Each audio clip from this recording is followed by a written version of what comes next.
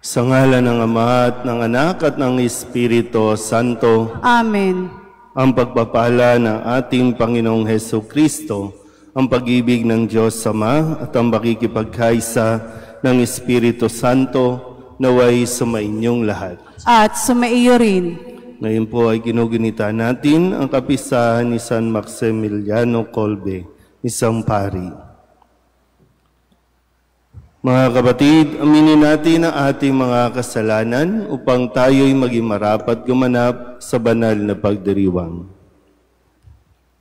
Inaamin ko sa makapangyarihang Diyos at sa inyo mga kapatid, na lubha akong nagkasala sa isip, sa salita at sa gawa, at sa aking pagkukulang. Kaya isinasamo ko sa mahal na Birheng Maria, sa lahat ng mga anghel at mga banal, at sa inyo mga kapatid, na ako'y panalangin sa Panginoong ating Diyos.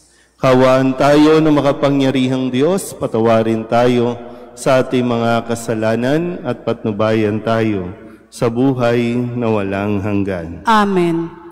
Panginoon, kaawaan mo kami. Panginoon, kaawaan mo kami. Kristo, kaawaan mo kami. Kristo, kaawaan mo kami. Panginoon, kaawaan mo kami. Panginoon, kaawaan mo kami. Manalangin tayo. Ama naming makapangyarihan, ginawa mong manaig sa mga pahirap ang martir na si San Maximiliano. Ipagkaloob mo kaming nagdiriwang ngayon sa kanyang tagumpay, ay makapanatiling di natitinag ng mga kumakalaban, pakundangan sa iyong pagkupkop sa amin araw-araw. Sa pamamagitan ni Jesucristo, kasama ng Espiritu Santo, magpasawalang hanggan. Amen.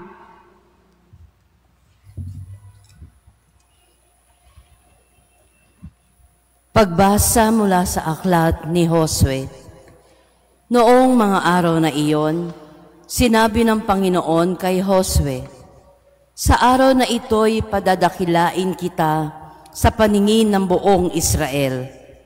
Sa ganito makikilala nilang ako'y sumasa iyo, tulad ng ginawa ko kay Moises. Sabihin mo sa mga saserdoteng Levita na magdadala ng kaban ng tipan, na magtuloy na sila sa ilog Jordan, ngunit hihinto pagtuntong ninyo sa tubig. At tinawag ni Josue ang mga tao, halikayo at pakinggan ninyo ang ipinasasabi ng Panginoon, ang inyong Diyos. At sinabi niya sa mga tao, dito ninyo malalaman na sumasa inyo ang Diyos na buhay. Pagdating ninyo roon, lilipulin niya ang mga Kananeo, ang kaban ng tipan ng Panginoon, ang Panginoon ng kansalupaan ay mauunang itatawid ng ilog Jordan. Kapag ang mga saserdoteng may dala ng kaban ng tipan ay tumuntong na sa tubig, titigil ng pag-agos ang ilog Jordan. Ang tubig ay matitipon sa isang lugar sa hulo. Sa pangunguna ng mga saserdoteng may dala ng kaban ng tipan, umalis ng kampamento ang bayang Israel upang tumawid sa ilog. Malaki ang tubig ng Jordan sa panahon ng tag-ani.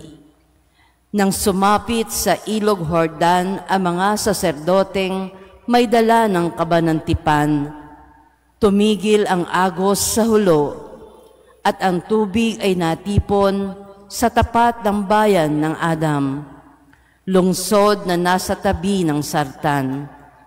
Samantala, ang agos na pababa sa dagat na patay sa Araba ay nagpatuloy hanggang sa natuyo ang ilog at nakatawid ang buong Israel. Malapit sa Jericho ang kanilang tinawiran. Nanatili sa gitna ng natuyong ilog ang mga saserdoteng may dala ng kaban ng tipan. Samantalang tumatawid sa ibayo ang buong bayan, tuyo ang nilalakaran nila. Ang salita ng Diyos. Salamat sa Diyos. Alleluia. Alleluia. Ang bayang Israel sa bansang Ehipto'y doon inilabas na ang lahing ito sa bansang dayuhan ay pawang lumikas. Magmula na noon ang lupaing Huday naging dakong banal at yaong Israel ginawa ng Diyos na sariling bayan. Alleluia.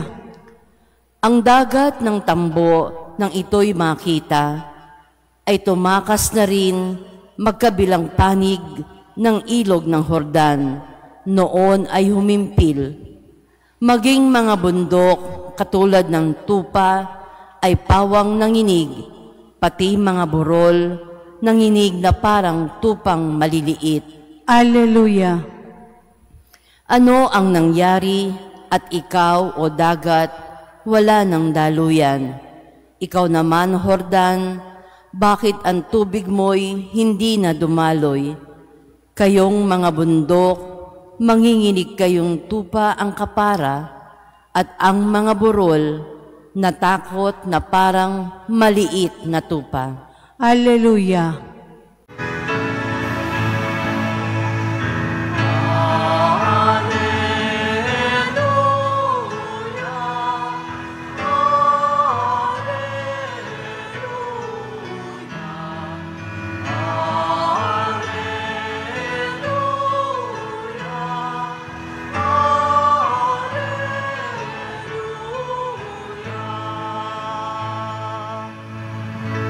Sa daigdig ay laganap, liwanag na sumisikat, salitang buhay ng lahat.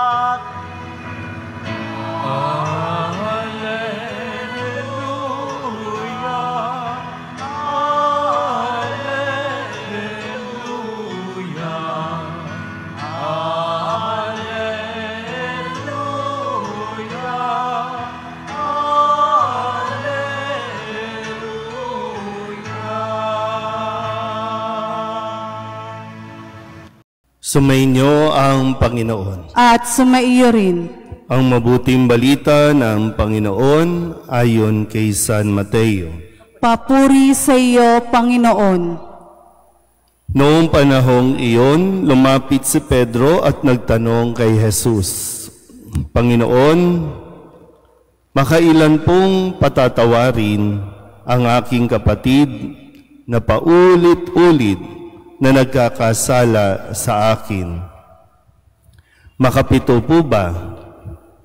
Sinagot siya ni Jesus, hindi ko sinasabing makapito, kundi 70 ulit pa nito.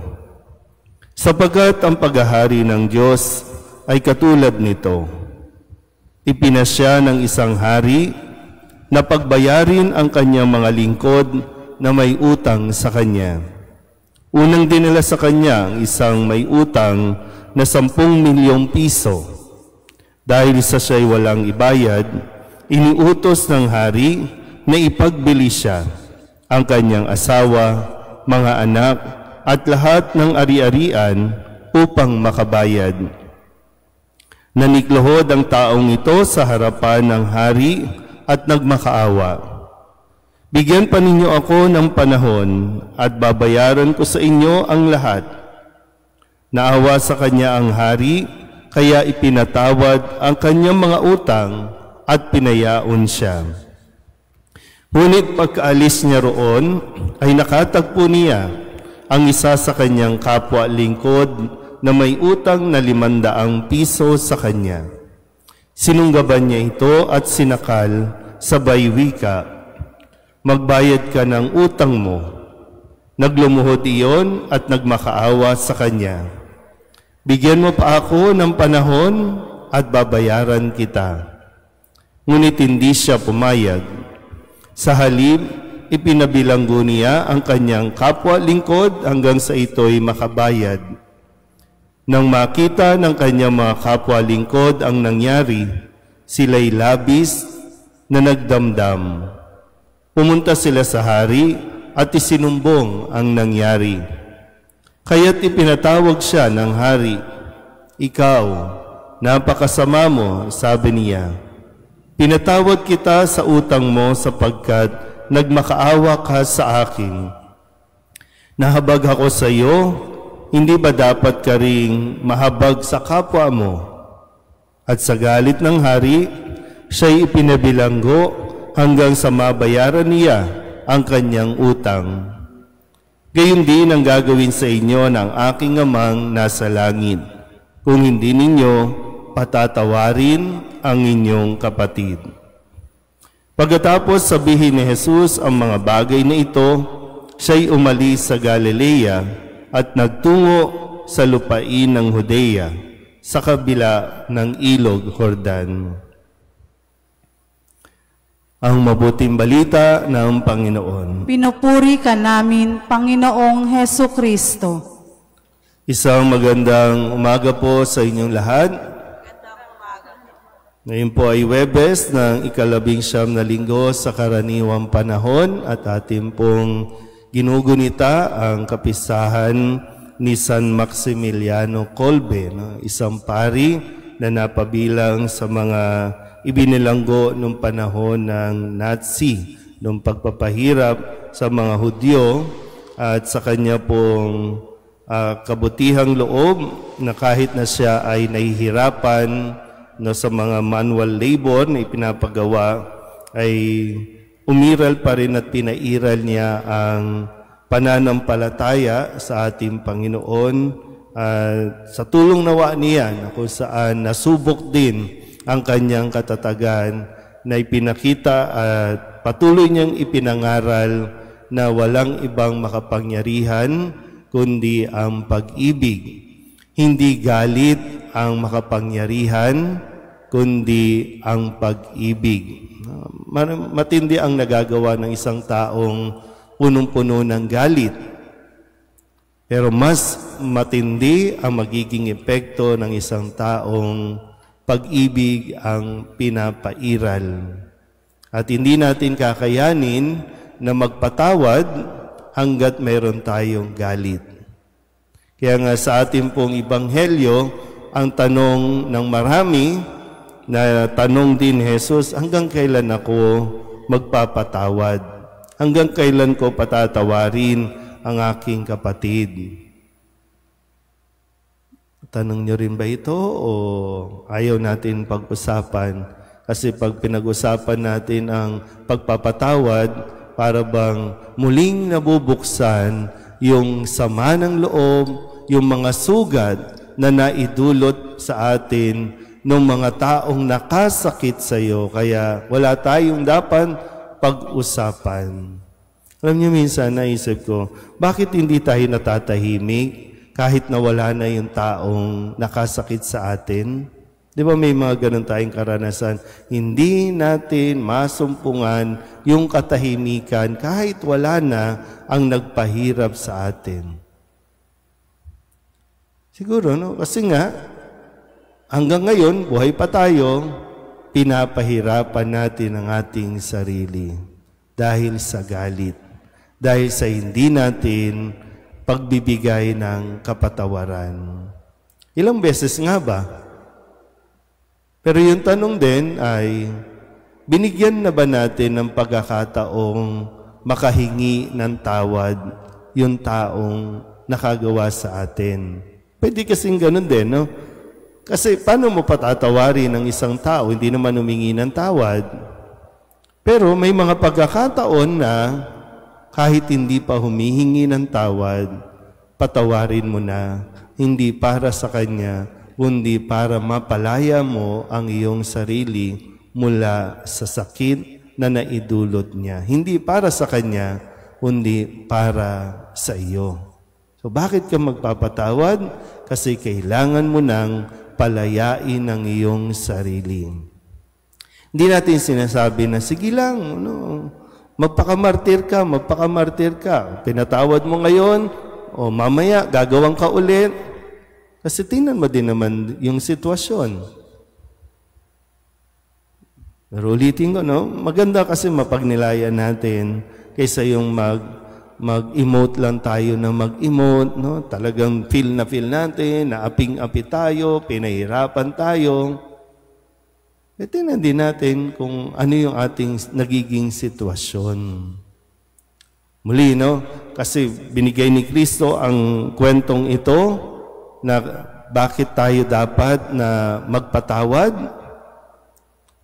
Dahil tayo din ay pinapatawad ng Diyos sa makailang beses, higit pa sa 70 ulit nating pagkakasala sa Diyos, tayo rin ay pinatatawad ng Diyos. Ngayon, kung sasabihin nyo, hindi tayo Diyos tao lang tayo. Naiintindihan naman din ng Diyos yan. Pero lahat tayo nagkakasala sa Diyos at lahat ng lumalapit at tumihingi ng tawad sa Diyos, hindi niya binibilangan. Kaya nga yung sakramento ng kumpisal na itinuturo sa atin, kapag humingi na tayo ng tawad at pinatawad na tayo, back to zero. Yun ang biyaya ng kumpisal. Zero na. Hindi tayo laging sasabihan na pag nagkumpisal ka, pangatlo mo na to panglima mo na to wala kang maririnig. At hindi dapat yan naririnig sa mga bibig ng mga nagpapakumpisal na para bang binibilangan tayo. Kasi kapag humingi na ng tawad, zero na. Yan lang, yun nga, no? Tayo, ang ugali natin, kahit na nagpatawad na tayo, naka-record pa rin yan. At bilang tayo ng bilang. Kaya nga po, no, isang biyaya na dapat natang hilingin sa tulong ni San Maximiliano. Gaya ng nasabi ko sa umpisa, mas pairali natin ang pag-ibig kaysa sa galit. Nang sa ganon, magawa natin at maibigay din natin ang pagpapatawad sa mga taong humihingi ng tawad. Amen?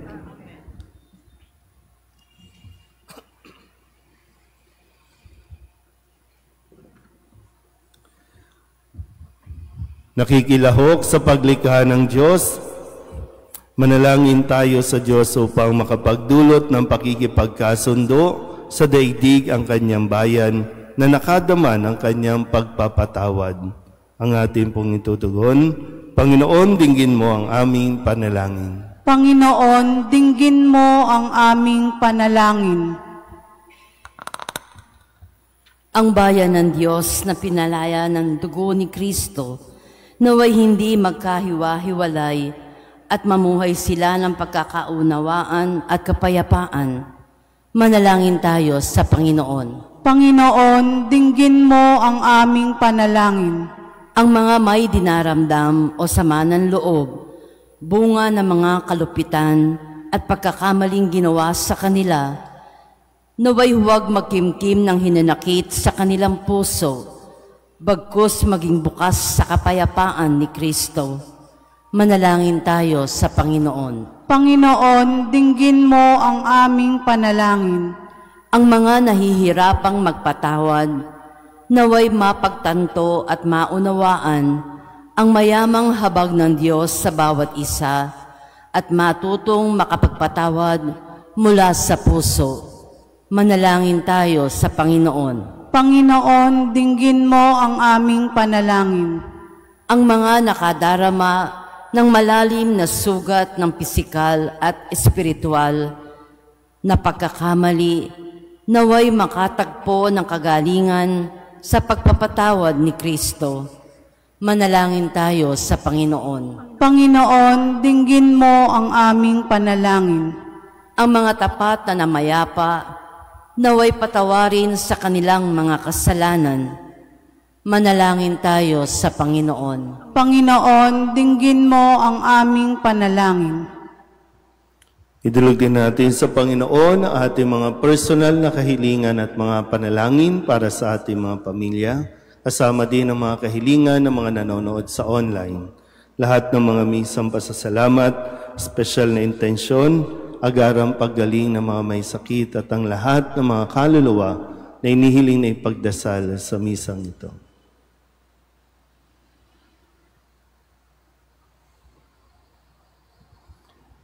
Ang lahat ng ito inihiling namin sa ngalan ni Kristo ang aming Panginoon. Amen.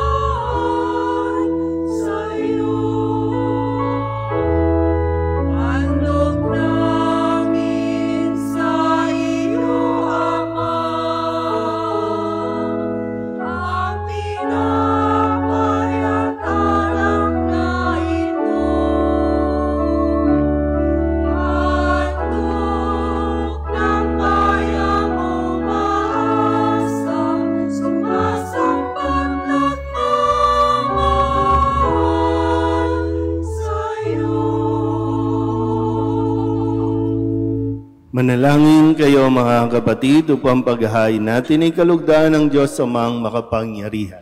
Tanggapin nawa ng Panginoon itong paghahain sa iyong mga kamay, sa kapurihan niya at karangalan sa ating kapakinabangan at sa buong sambayanan niyang banal. Ama naming lamika, pakabanalin mo at basbasan ang mga alay na nakahanda upang paalabin nito ang aming diwa sa ningas ng pag-ibig mo na nagdulot ng tagumpay sa pagpapakasakit ni San Maximiliano sa pamamagitan ni Jesucristo kasama ng Espiritu Santo magpasawalang hanggan. Amen. Sumainyo ang Panginoon. At sumaiyo rin. Itaas sa Diyos ang inyong puso at diwa. Itinaas na namin sa Panginoon. Pasalamatan natin ang Panginoong ating Diyos. Marapat na siya ay pasalamatan. Ama naming makapangyarihan, tunay ngang marapat na ikaw ay aming pasalamatan, ngayong aming kagalakan na si San Maximiliano ay parangalan. Siya'y kapanalig naming may paninindigan na ikaw ay ipahayag kahit siya'y mamatay, sapagkat minarapat mong kanyang matularan ang iyong anak na naghain ng sariling buhay, tulad ng naganap sa iyong anak, ang dugo ng mga martir ay dumanak, hindi dahil sa katatagang likas, kundi dahil sa iyong bigay na lakas. Kaya kaysa ng mga anghel na nagsisiawit ng papuri sa iyo, na walang humpay sa kalangitan, kami nagbubunyi sa iyong kadakilaan.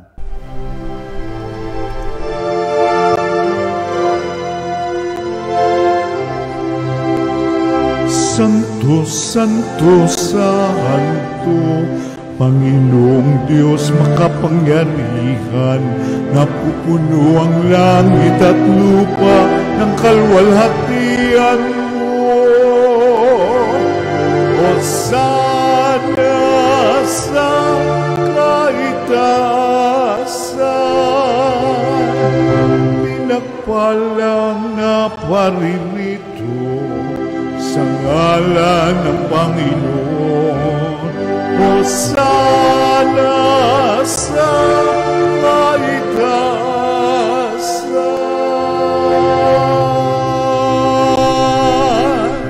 Ama naming banal, ikaw ang bukal ng tanang kabanalan.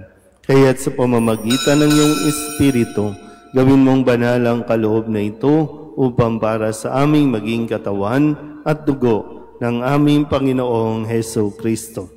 Bago niya pinagtiis ang kusang loob na maging handog, hinuwakan niya ang tinapay, pinasalamatan kaniya, pinaghati-hati niya iyon, iniabot sa kanyang mga alagad at sinabi,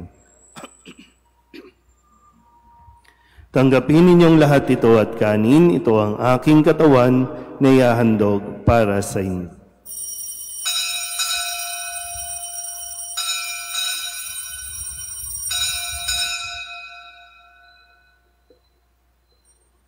Gayun din naman nung matapos ang hapunan, inawakan niya ang kalis. Muli kaniyang pinasalamatan.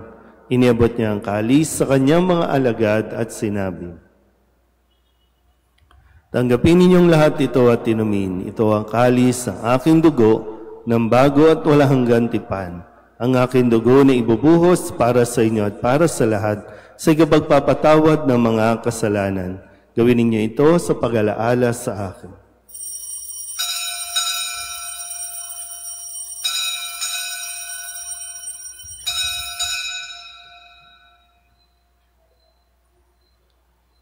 Ipagbunyi natin ang misteryo ng pananampalataya.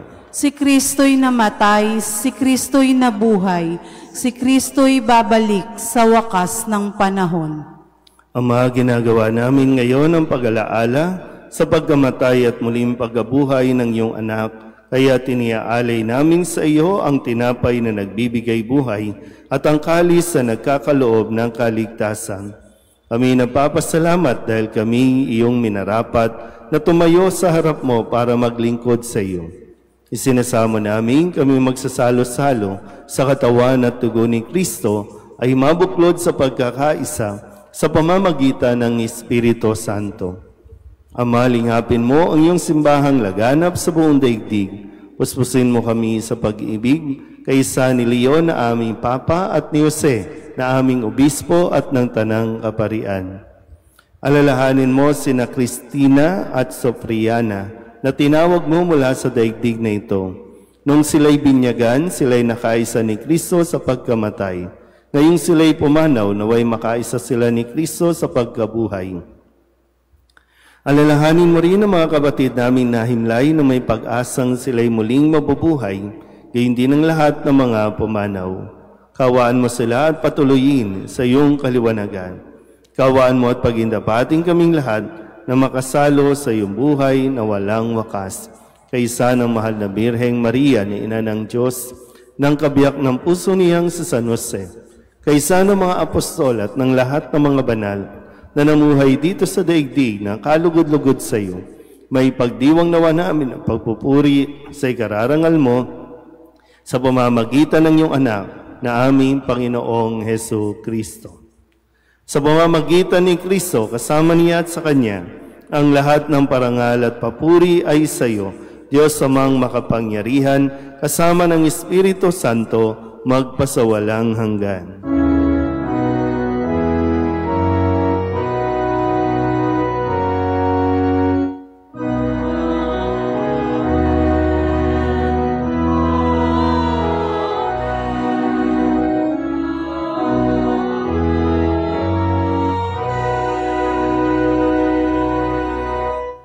Sa tagubilin ng manakagagaling na utos at turo ni Jesus sa Panginoon natin at Diyos, ipahayag natin ang lakas loob.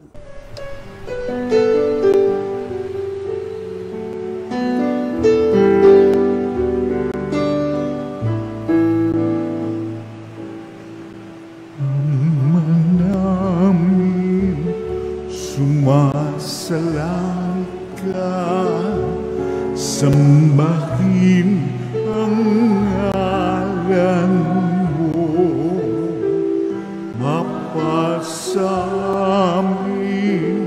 ang kaharian mo, sundin ang loob mo, dito sa lupa para ng sa langit. Bigyan mo po kami ngayon ng aming kakanin sa araw-araw at patawarin mo kami sa mga sala para ng pagpapatawan namin sa nagkakasala sa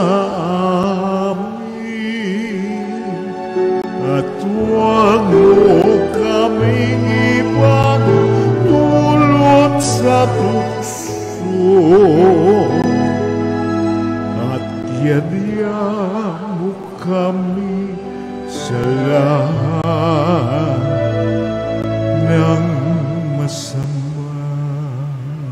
Hinihiling namin kami iadya sa lahat ng masama, pagkalooban ng kapayapaan araw-araw, iligtas sa kasalanan at ilayo sa lahat ng kapahamakan, samantalang aming pinananabikan ang dakilang araw ng pagpapahayag ng tagapagligtas naming sa Jesucristo. Sapagkat iyo ang kaharian at ang kapangyarihan at ang kapurihan magpakailanman. Amen. Panginoong Jesucristo, sinabi mo sa iyong mga apostol, kapayapaan ang iniiwan ko sa inyo, ang aking kapayapaan ang binibigay ko sa inyo.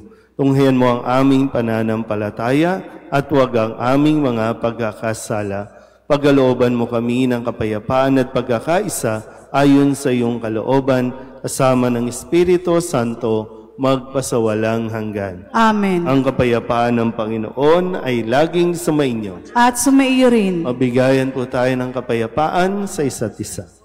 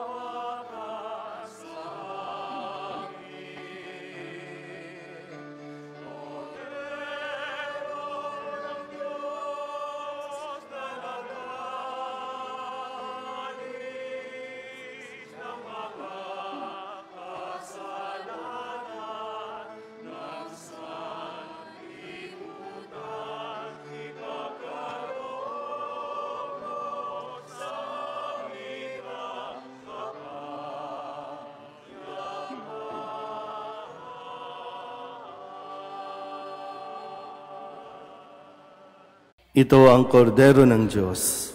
Ito ang nag-aalis ng kasalanan ng sanlibutan.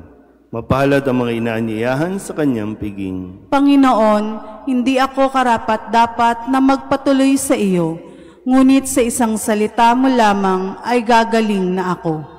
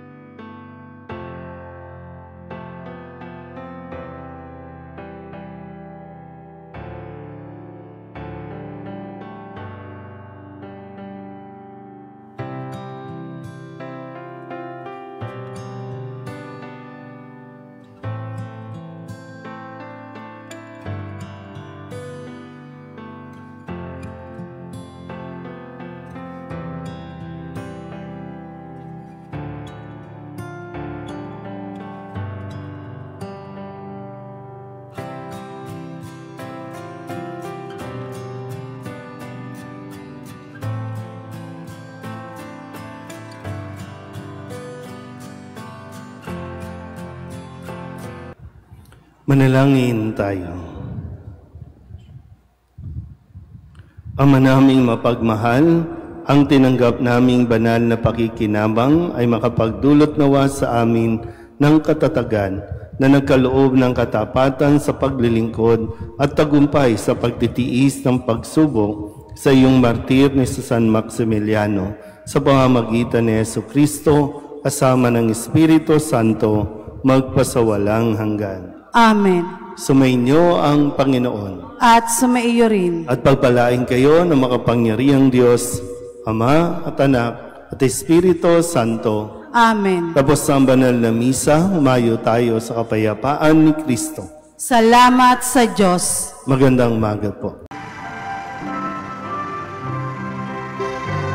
Nuestro Padre Jesus Nazareno, sinasamba ka namin, pinipintungo ka namin, aral mo ang aming buhay at kaligtasan.